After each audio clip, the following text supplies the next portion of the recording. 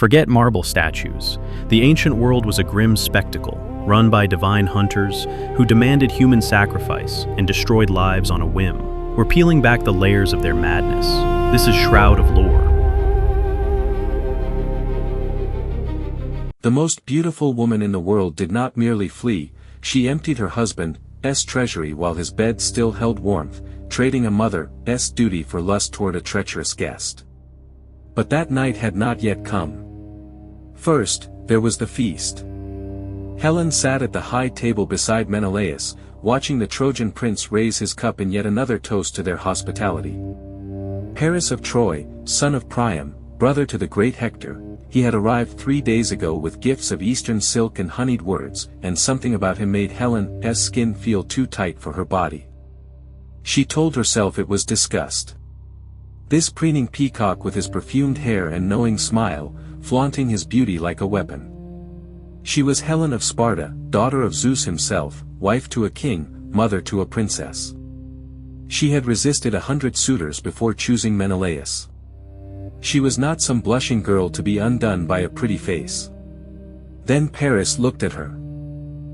Their eyes met across the torchlit hall, and Helen felt something shift in her chest, a sensation like falling, like drowning, like the first breath after nearly dying. The room seemed to narrow until there was nothing but his gaze, dark and hungry and utterly certain. She looked away first. Her hands trembled as she reached for her wine. "My wife seems unwell," Menelaus said, oblivious and kind as always.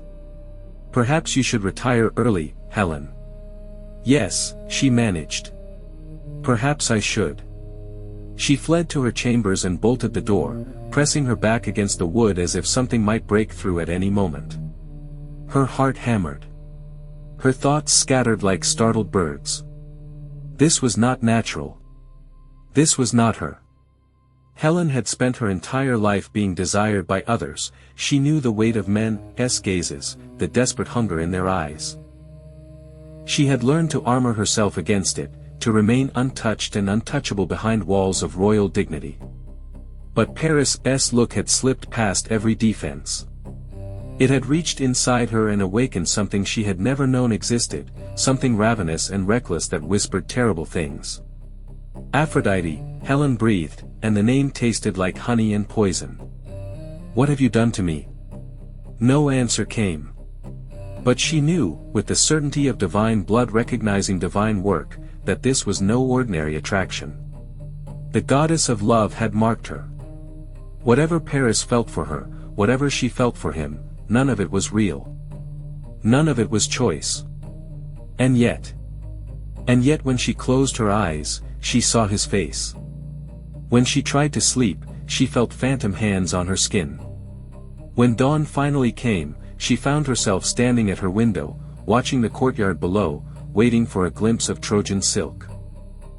Paris appeared at mid-morning, walking with Menelaus toward the stables.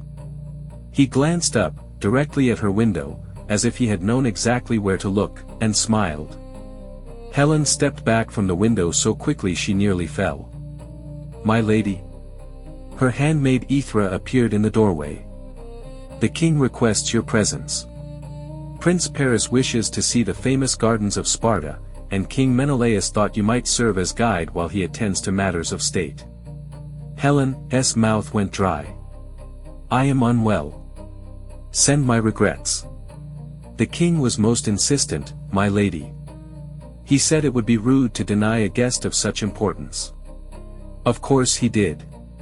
Dear, trusting, foolish Menelaus, who saw only what he wished to see, who believed that sacred hospitality would protect his home from any threat. Helen could refuse. She could claim illness, invent some emergency, find any excuse to stay far from the Trojan prince. That was the safe choice. The wise choice. The choice that any woman with sense would make when faced with a danger she did not understand. But Aphrodite's poison was already in her blood, and the goddess was not known for letting her victims escape. "Tell the king," Helen heard herself say, "that I will meet Prince Paris in the eastern garden within the hour." The words felt like stepping off a cliff. The fall had begun. The garden was a mistake. Every moment alone with Paris was a mistake. But the mistakes kept multiplying like flames in dry grass, and Helen could not stop feeding them. They walked among the roses, maintaining proper distance, speaking of nothing consequential. The weather in Troy. The quality of Spartan wine. The beauty of the afternoon light. Safe topics, empty words, while beneath the surface something vast and hungry circled like a shark. "You are not happy here," Paris said suddenly. Helen stiffened. "I am Queen of Sparta. I have everything a woman could want. Everything except joy." He stopped walking and turned to face her. "I see it in your eyes, Helen. The way you hold yourself, like armor. The way you smile without warmth. You are the most beautiful woman in the world, and you are slowly suffocating. You presume too much, Prince." "Do I?" He stepped closer. Close enough that she could smell him, cedar and salt air and something darker, something that made her pulse race. "Or do I see what your husband is too blind to notice?" Helen should have slapped him.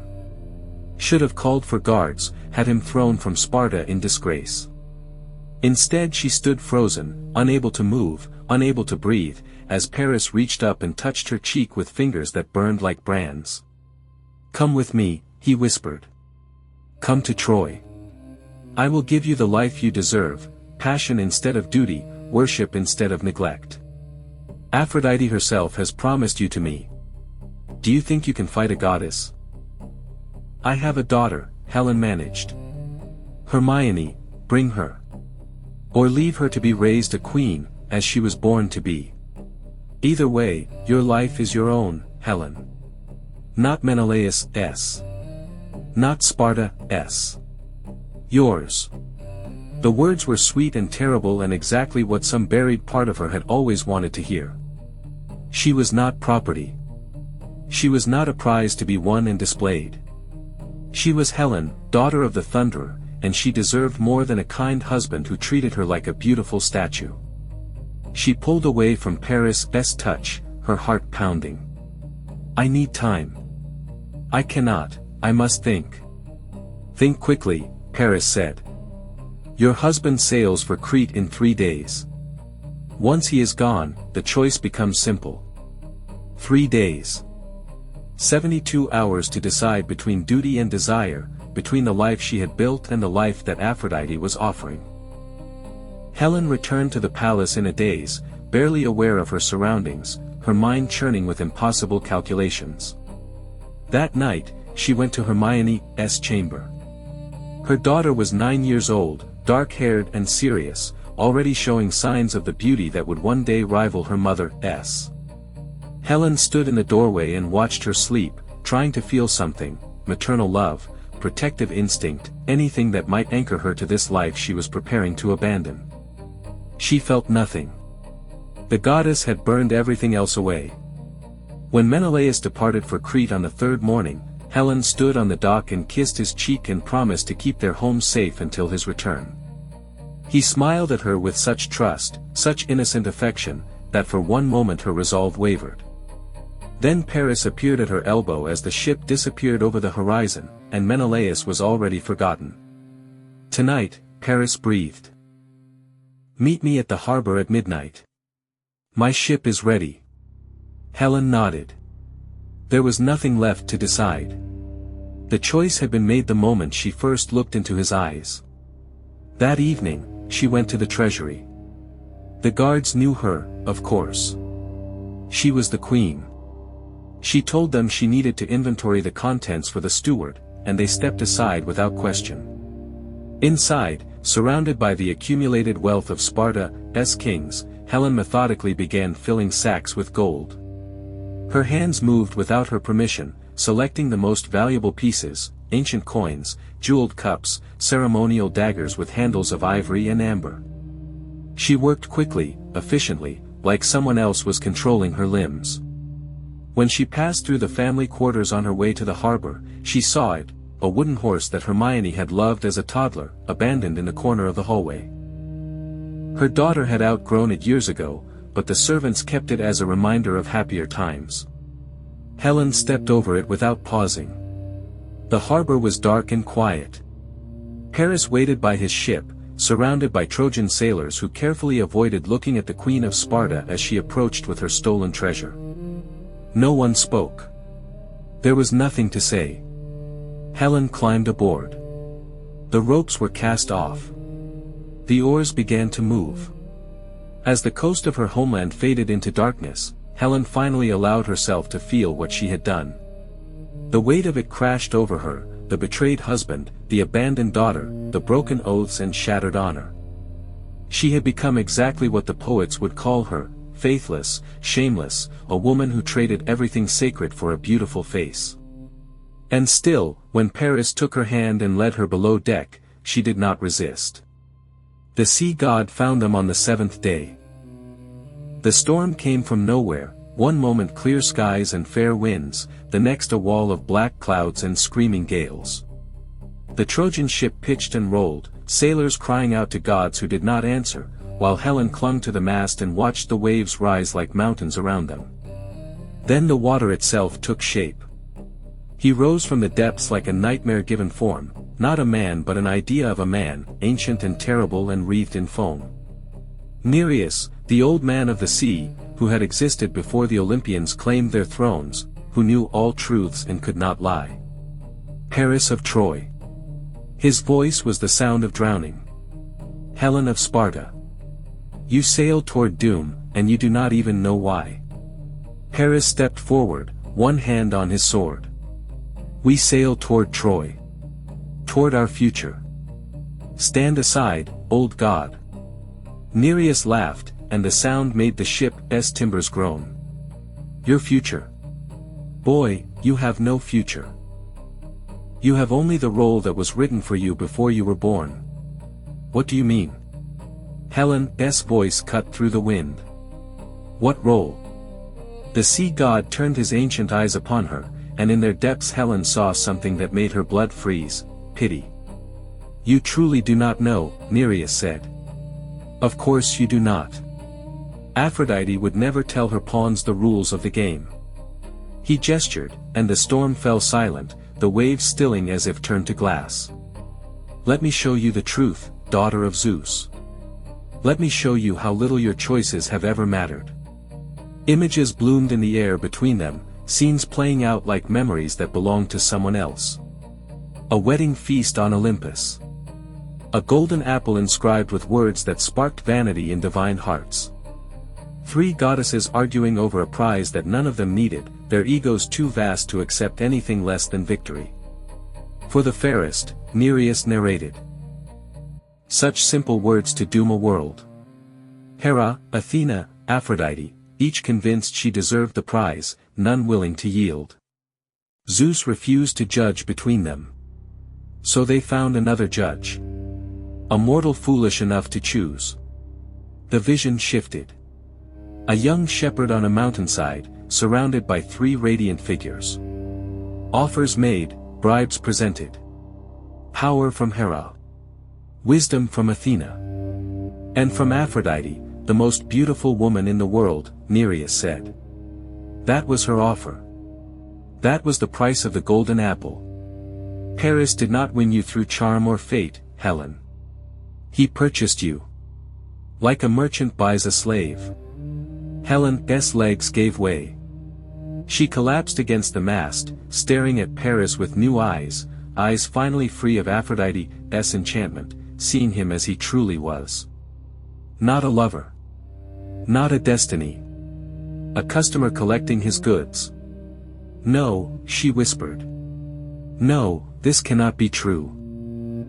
What I felt, what I feel, is a goddess' spell, nothing more. Aphrodite promised Paris the most beautiful woman in the world. She did not promise that woman's genuine love. She did not need to. She simply reached into your heart and created the love herself. Nereus' form began to dissolve back into the waves. You were never choosing, Helen. You were never free. You have been currency in a divine transaction since before you were born. Wait. Helen scrambled to her feet. If none of this is real, if I was never meant to choose, then I can go back. I can return to Sparta, to my daughter, you can do nothing. The sea god's voice faded to an echo. The apple has been judged. The price has been paid. And now the war must come, because 3 vain goddesses could not share a piece of fruit. Troy will burn, Helen. Thousands will perish. And you will be remembered forever as the cause, though you were only ever the prize. The vision collapsed. The storm vanished. The sea returned to normal, calm and indifferent. Helen stood on the deck of the Trojan ship, the truth settling over her like a funeral shroud. She looked at Paris, beautiful, foolish Paris, who had doomed his entire civilization for a goddess' bribe, and felt nothing. Not love, not hate. Just the hollow echo where Aphrodite's spell had been, now burned away by Nereus' revelation. Helen. Paris reached for her. Whatever that creature said, it does not matter. What we have is real. I love you. She stepped back from his touch. You love what Aphrodite made you love. Just as I loved what she made me love. Neither of us has ever had a choice. For the first time since she had known him, Paris looked uncertain. Then, what do we do?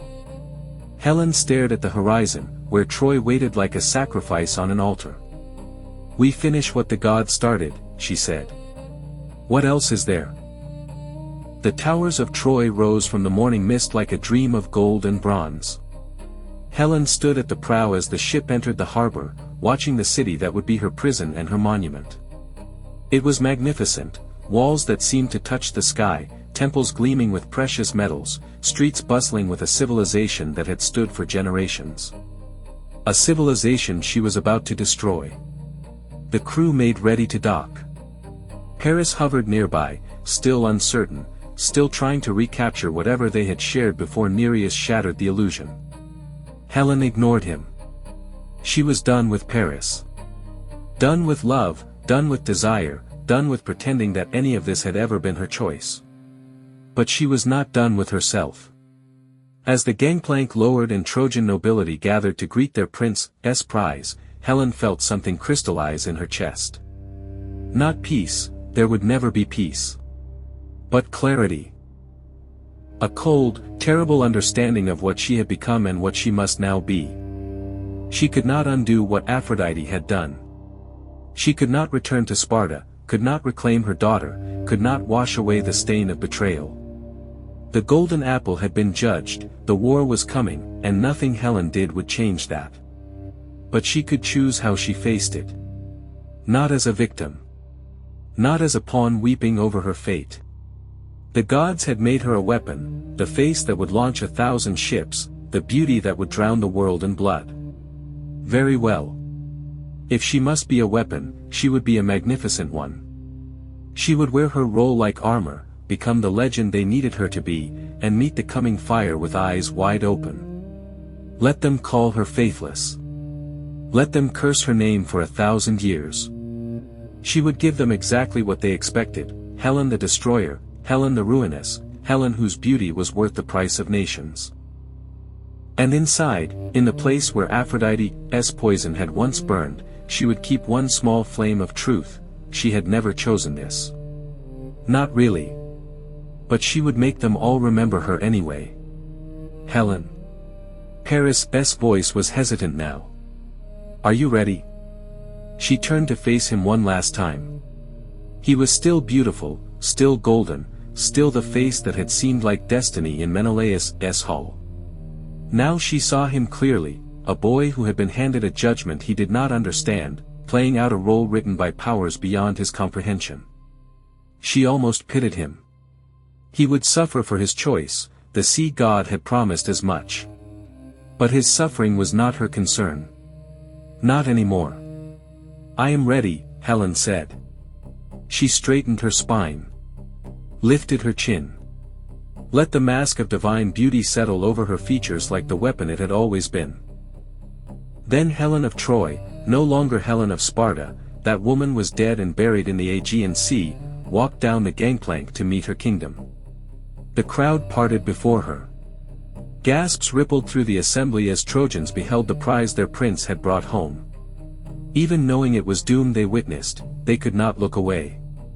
Her beauty struck them like a physical force, stopping hearts, stealing breath, making warriors forget their names.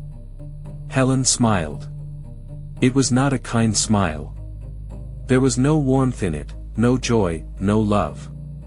It was the smile of a woman who had finally understood her purpose, not happiness, not freedom, but devastation. She walked through the gates of Troy with her head held high, and the gates closed behind her like the jaws of a trap.